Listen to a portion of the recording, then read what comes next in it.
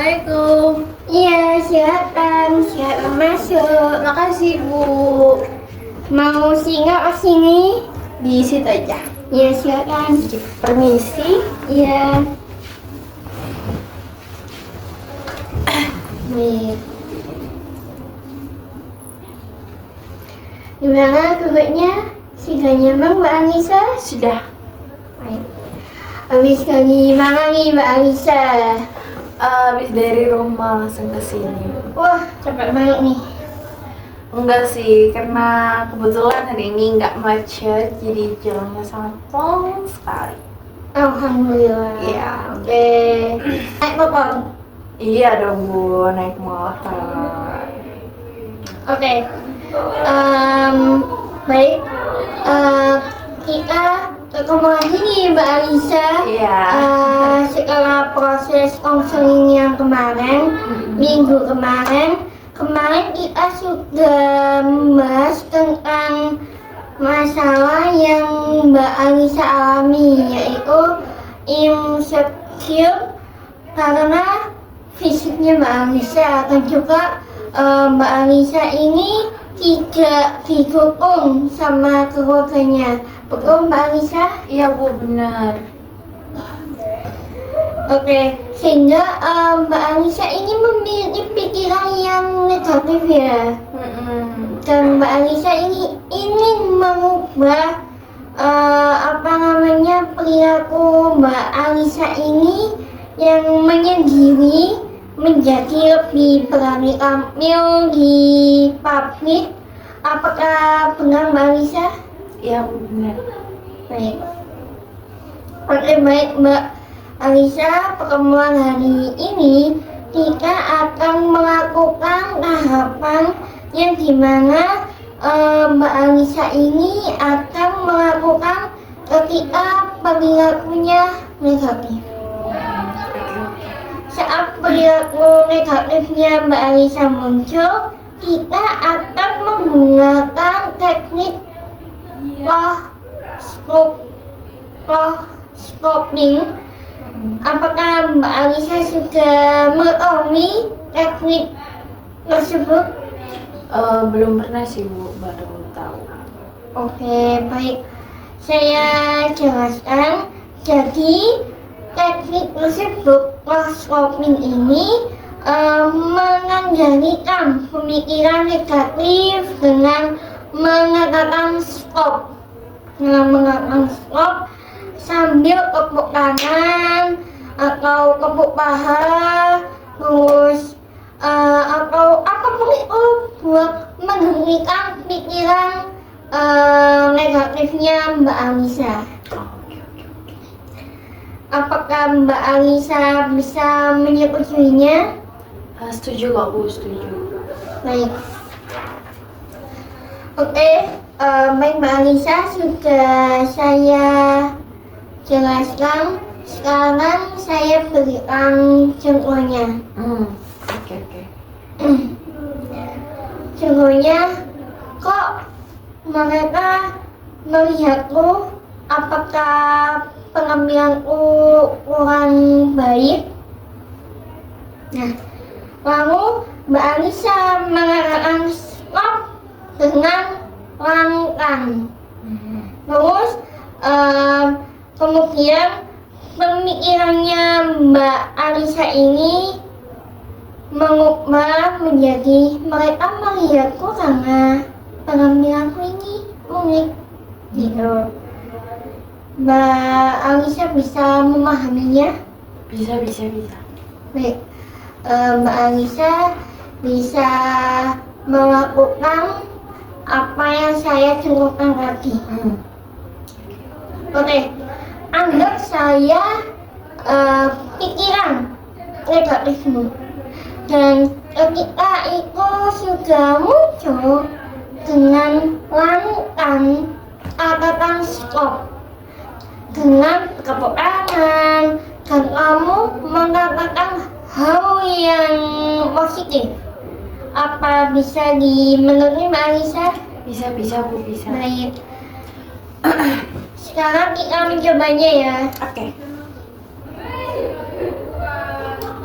Mereka seakan aku tidak layak di sini. Stop. Aku layak di sini dan aku memang spesial, makanya mereka menatapku dengan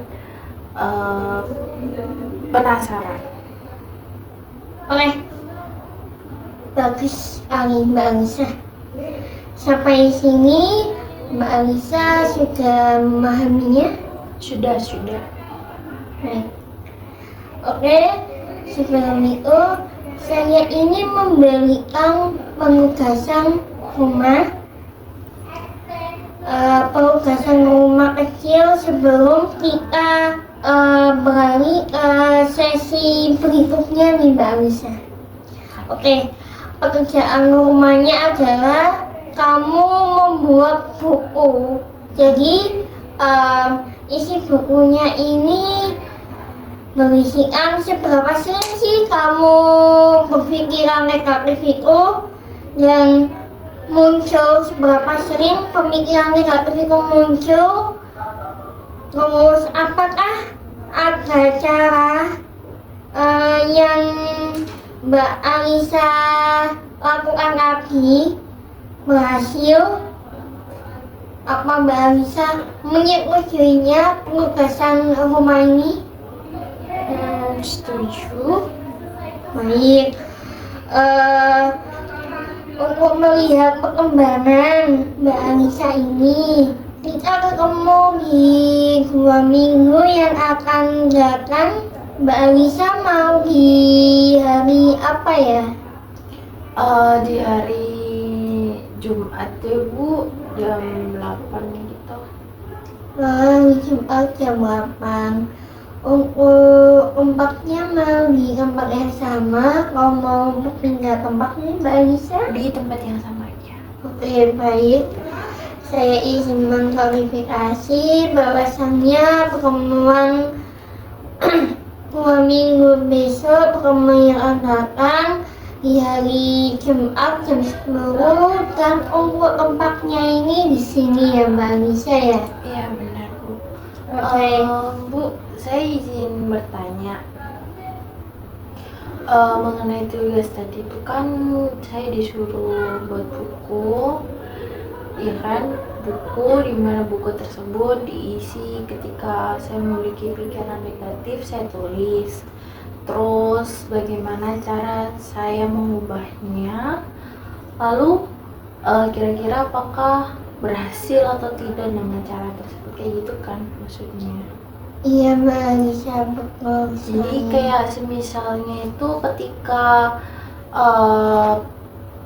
pikiran negatifku muncul kayak aku nggak mampu presentasi, aku takut melakukan presentasi, nah nanti aku bisa mengubahnya menjadi kayak enggak, aku bisa, aku sudah menguasai materi.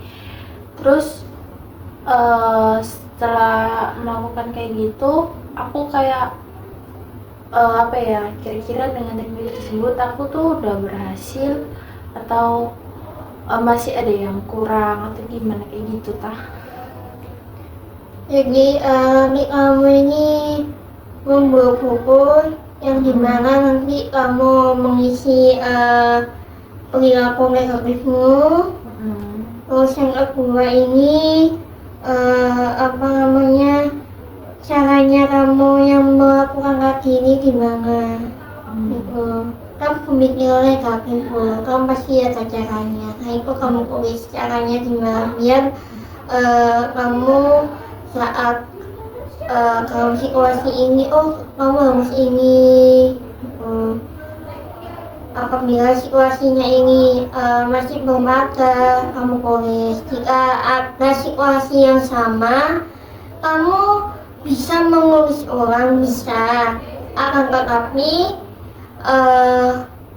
kalau kamu memang namanya lagi gak milih, ya sudah, intinya ada situasi yang sama.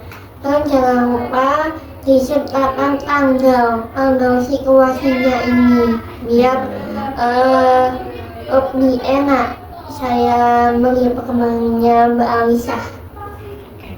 Bu, ketika misalnya pikiran negatif itu muncul ya, tapi saya tidak memiliki bayangan positif. Nah itu tetap ditulis pikiran negatif aja tanpa ditulis bayangan positif atau bagaimana? Oke. Jadi bisa ditulis bayangan positifnya, tapi yang nampaknya ini bayangan negatifnya. Untuk bayangan positif nanti bisa dibawanya negatif atau tidak. Mungkin bayangan negatif, setelah itu A bayangan negatif, B bayangan positif, terus bawahnya ini cara melakukan ini sisi negatifnya, perilaku negatifnya. Oke. Terus kita kan ketemu 2 minggu lagi ya Bu ya. Berarti saya kesini dengan membawa buku tersebut untuk saya serahkan ke Ibu atau bagaimana? Ya nanti kita lihat bersama, kita bahas bersama untuk sesi selanjutnya Mbak Alisa. Oh gitu, oke, saya mengerti. Baik, apa ada pertanyaan lagi Mbak Alisa? Saya rasa sudah cukup. Baik, Ibu, kita bertemu lagi untuk melakukan sesi offering lagi ya Mbak Alisa ya. Bu, siap. Kalau gitu terima kasih ya Bu sudah meluangkan waktunya untuk kepada saya. Saya juga banyak terima kasih. Kalau gitu saya pamit terlebih dahulu ya Bu ya. Kalau gitu saya Assalamualaikum Bu. Assalamualaikum Mbak Alisa.